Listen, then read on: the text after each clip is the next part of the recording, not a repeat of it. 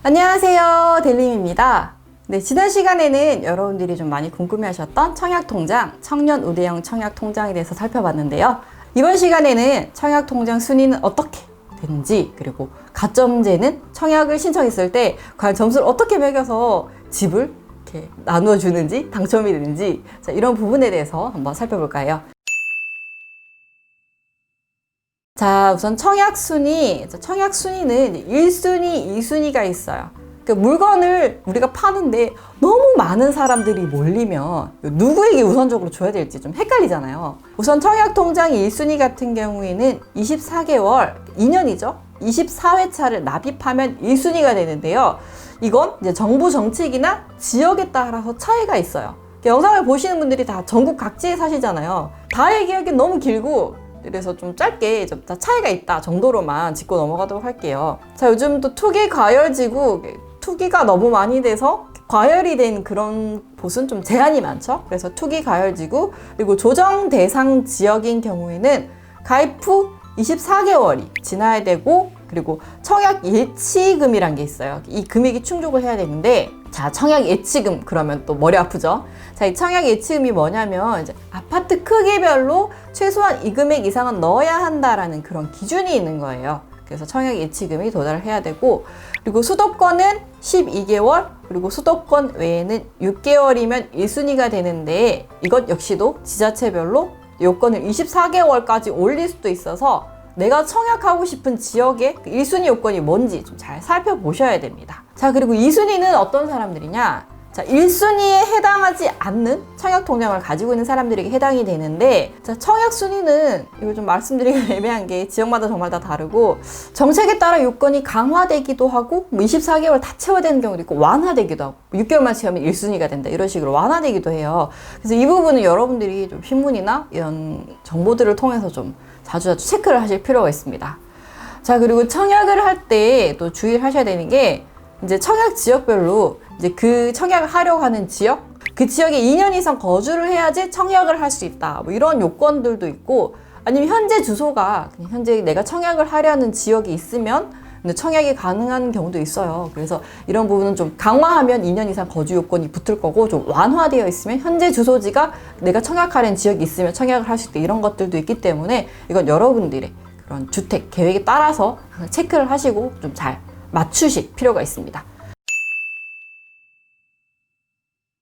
자, 그리고 청약 가점제란, 자, 청약 가점제는 뭐 계산을 하셔도 되지만, 이게 청약 홈에 들어가시면 청약 가점 계산기라고 있어요. 그래서 내가 청약 통장을 몇 년을 가입했는지, 뭐 무주택이든지 몇 년인지 이런 걸 넣으면 자동적으로 점수를 계산을 해주는 계산기도 있습니다. 자, 청약 가점제에 대해서 설명을 드리면, 자, 만약 민영주택을 제가 청약을 넣었을 때 1순위 청약자들끼리 이렇게 경쟁이 생길 수 있잖아요. 집은 10채인데 사람이 100명이 왔다. 자, 그럼 어떤 사람들에게 어떤 순서로 집을 이제 팔 건지 이런 걸 결정할 수 있는 그런 요건들인데, 우선 무주택 기간, 집이 없었던 기간, 내 소유의 집이 없었던 기간, 그리고 부양가족 수, 얼마나 많은 가족들과 함께 살고 있는지, 그리고 청약통장 가입 기간, 이 통장을 얼마나 가지고 있었는지, 이런 것들을 점수화해서 합산 점수가 높은 순서대로 입주자를 선정하는 제도예요. 그래서 최근에 기사에 청약 만점자가 당첨됐다, 이런 기사들도 나왔었죠. 이 만점을 다 채운 거예요, 그런 분들은. 자, 이렇게 이제 점수해서 이제 줄을 세워가지고 이제 집을 판다, 이렇게 생각을 하시면 되고요. 자, 이 청약 가점제는 뭐 국민주택, 민영주택, 임대주택, 그리고 과열지구에 따라서 점수 산정 방식이나 뭐 가점제를 몇 퍼센트나 하는지, 만약에 100% 중에 50%만 하는지, 70% 하는지, 이런 부분도 다 차이가 있습니다. 자, 그리고 무주택 기간 같은 경우에는 최대 32점까지 받을 수 있는데요. 이 경우에 이제 무주택인 기간이 15년 이상인 경우에 받을 수가 있고요. 근데 이제 만 30세 미만이고 미혼인 경우에는 무주택 기간 점수 0점이에요. 이제 30세 이후부터 무주택 기간을 체크를 할 수가 있고요. 반대로 기혼이면 이제 혼인신고한 날로부터 이제 무주택 기간을 이제 세기 시작을 합니다. 자, 그리고 부양 가족 수는 6명 이상이면 최대 35점까지 받을 수 있고요. 청약통장 가입 기간이 15년 이상인 경우 최대 17점. 그래서 청약통장 15년 이상, 부양가족이 6명 이상이고 무주택 기간이 15년 이상인 경우는 이거 만점을 받을 수가 있는 거예요. 대단한 거죠. 자, 이렇고, 자, 그러면 이제 뭐 나이가 이제 미혼이고 아직 저 뭐 집도 없었는데 저 30살이다. 그러면은 우선 통장 무주택 기간에 점수 못 받고 결혼도 안 했으니까 점수 못 받고 청약 통장 가입한 지 몇 년 안 됐는데요. 그럼 저는 청약 영원히 할 수 없는 건가요? 이렇게 좌절하시는 분들도 있을 수 있잖아요. 자, 그래서 제가 여러분들에게 약간 팁이라면 팁, 좀 방법을 알려드릴까 합니다. 자, 이번 생에서 주택 구입은 틀렸을까요? 자, 아닙니다, 여러분. 자, 청약 저축, 제가 청약 부금, 청약 예금 저번 시간에 알려드렸었는데, 자, 청약 저축이랑 2000년 3월 26일 이전에 가입한 청약 예금 부금 있잖아요. 자, 이런 통장 있는 경우에는 이제 가구주 변경, 그러니까 세대주 변경 시, 만약에 아버지가 세대주였는데 나를 세대주로 만약에 바꾼다. 그러면 청약 통장 명의 변경이 가능해요.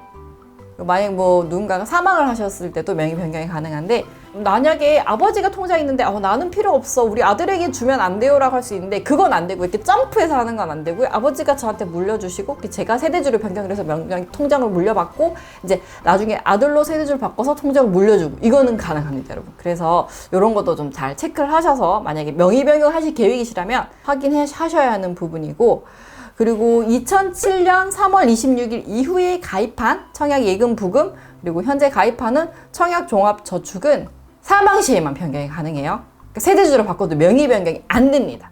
그래서 이렇게 기간 중요하고요. 그리고 요건, 그 범위 안에 명의 변경을 할 수 있는 범위 안에 있는 가족인지 체크를 하셔야 됩니다. 자, 그리고 청약 통장, 이거 뭐 있을 수도 있고 없을 수도 있는데 라고 생각을 하실 수 있는데, 자, 통계 자료를 한번 볼게요. 2020년 8월 말 기준으로요, 청약통장 전체 개수가 2,657만 자, 그러니까 전 국민의 반 정도가 가지고 있다라고 보면 될 것 같은데, 자, 이 중에서 가입 기간이 15년 이상인 잠자는 청약통장은 약 118만 자 있습니다.